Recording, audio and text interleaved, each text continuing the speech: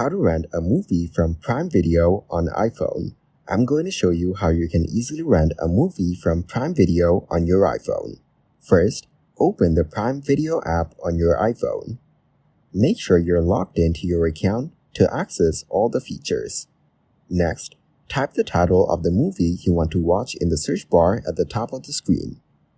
As you type, suggestions may appear below. Select the correct title if it shows up. Once the movie's product page appears, you will see an option to rent the title. Tap on the Rent button to proceed. If you want to choose different playback quality options, click on More Purchase Options. This will allow you to select from available quality settings before renting. After making your selection, proceed to checkout. Follow the prompts to complete your payment. Once the transaction is successful, you can start watching your rented movie right away.